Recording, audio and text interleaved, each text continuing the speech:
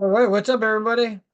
Got a good one for you today. So, last couple weeks we covered protein and we covered carbohydrates. So, guess what today is all about?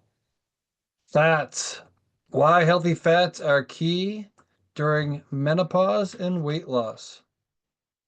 So, remember when fats were bad? So, when I was a kid, fats were bad. Fats made you fat. Now the industry's kind of switched to carbs make you fat. But there's always something that's making us fat, right? It's not the fats, it's not the carbs, it's not the proteins. So today, let's drop some knowledge on fats. So during menopause, I'm going to kind of go over the connection, the hormonal connection, right? So during menopausal changes, estrogen and progesterone levels drop. So this hormonal shift causes a slowdown in our metabolism, insulin resistance, and more fat storage around the belly, the midsection area. So healthy fats to do two big things here, okay? They support hormonal production or hormone production. Hormones are made from fat. So if you're eating too little fat, your body's going to struggle to produce hormones that keep you balanced, including estrogen, progesterone, cortisol, the stress hormone, leptin, your hunger fullness hormone.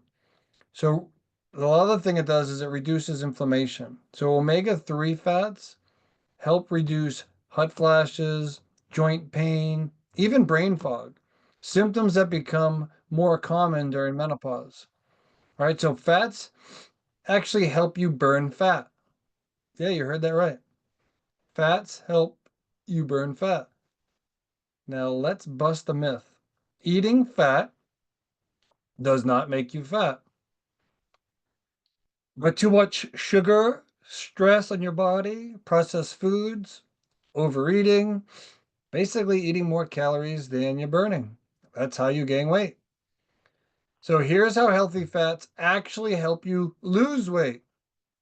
They keep you full longer. So, it helps with the constant snacking or your carb crashes. They stabilize your blood sugar. Um, when your blood sugar is steady, your body is in fat burning mode, not fat storage mode. All right, I got somebody hopping in now. They support your metabolism. So certain fats actually help your cells become more responsive to insulin resistance, reversing that midlife insulin resistance problem. All right, so the best fats to eat are healthy fats, which would be avocados, which are full of fiber and heart healthy fats, nuts and seeds, so almonds, chia seeds, flax seeds. They're great for estrogen balance. Fatty fishes like salmon, sardines, mackerel, they're loaded with omega-3s. Olive oil is rich in antioxidants and anti-inflammatory properties. Eggs, and don't skip the yolk. The yolk is full of essential nutrients. That's where the healthy fats actually are. The whites are your protein. Nut butters, like almond butter, in moderation. All right, so the fats you want to avoid or limit are the trans fats. Those are things that are found in like margarine, fast food, fried fast food, processed baked goods, things like that. And then highly refined seed oils, uh, canola oil, vegetable oil, corn oil, soybean. Right. So these oils all came about. It's so funny how they like marketing is so good, like vegetable oil. Vegetables are good for you, right? So you think vegetable oil is good for you.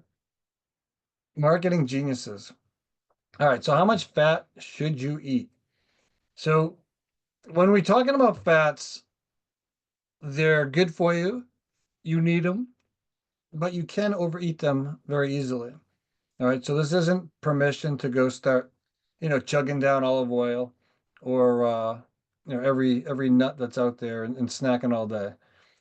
Fats are more calorie dense, but they're also nutrient dense as well. So a good place to start, just add a serving of healthy fat to each meal.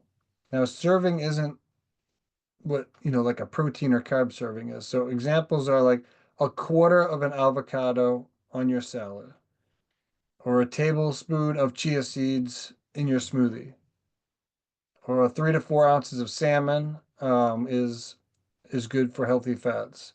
And you can drizzle olive oil over like roasted vegetables. I drizzle mine over my chicken at night. Um, so really listening to your body, you should feel satisfied, not sluggish. All right. So here's some kind of examples I just talked about. If you're having, let's say for lunch, you have a chicken breast, some mixed greens, and some steamed broccoli. That's healthy, but we're missing the fat. All right. So you could add a quarter avocado or a tablespoon of olive oil, or you could put like, a few walnuts on top. So now you've got a meal that supports hormonal health. It keeps you full and it helps you burn fat instead of storing it, which is the goal, guys. All right. So fat is not your enemy. All right. The right fats actually help balance hormones, curb your cravings, and support long-term weight loss.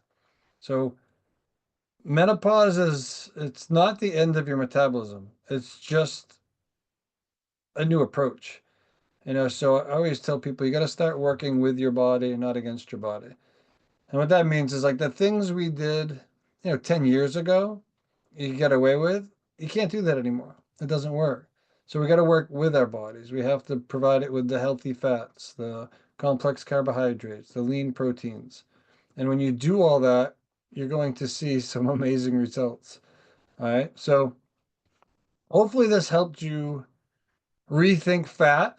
I challenge you to add at least a healthy fat a day, but you could also add it to each meal in moderation as well. You're getting fats from other foods, so just be careful.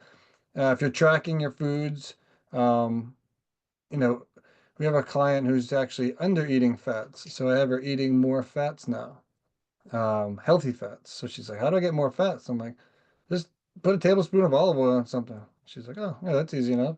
Or a handful of nuts. Like it doesn't take much to get in some healthy fats. I put MCT oil in my shakes. There's no taste to it. It's just a great oil for your brain, and it's like 100 calories. So that's an option. Coconut oil you can cook with, or you can cook with the olive oil. I've been using pecan oil. So there's all kinds of good oils. Just stay away from the seed oils. All right. But track how you feel. You'll probably be less bloated. You'll be more satisfied. You'll see it leads to way less snacking. So these are all good things. Let me just kind of go through my notes, see if I missed anything here for you guys. Oh yeah, blood sugar. We kind of talked about this in the beginning, but when you eat fats with your meals, it's going to slow the absorption of glucose, preventing those spikes and crashes, right? So it helps reduce insulin resistance, which is a major reason women get belly fat, over 45, 50, whenever you start going through menopausal changes. So that's a big one. We talked about fats keeping you full longer, fat burning potential. So here's a study, 2003 study published in the Journal of Nutrition show that replacing carbohydrates with mono unsaturated fats, like those found in avocado and olive oil, they lead to greater body fat loss and improved insulin sensitivity. There's a study, I don't know the name of it, or I can't provide you the documentation of it, but basically they took women and they provided more, same amount of calories, but one had higher fats and one had lower fats. The women with the higher fats, same amount of calories, just breaking up your macronutrients differently, got far greater results. Now, I don't know the exact results because my memory's not that great, but it was pretty substantial, and the only difference was eating more healthy fat. So there's a lot of data behind all this. This isn't just some kind of random thing. So, um, let's see what else. See if I missed any other foods. Oh, in 2020, sorry, there was a meta-analysis in the BMJ, which found that higher intakes of omega-3 fatty acids were directly associated with reduced hot flashes and mood symptoms in menopausal women. So if you're getting hot flashes, maybe eat some more healthy fats. So pretty fascinating things. Uh, we tend to, always cut the fats. Well, actually, the fats and the carbs we tend, but you basically want about anywhere from 25 to 35% of your daily calories coming from fat. All right, so 1 gram of fat has uh, nine carbohydrates. All right, carbs and protein each have 4 calories. So that's why you can't eat as many fats. It's over double the calories. All right. Let's see. I think I hit on everything. And so a lot of this is, we've been programmed, especially with carbs, but this topic's about fat. We've been programmed that these things are all bad for us, right? Eat less fats.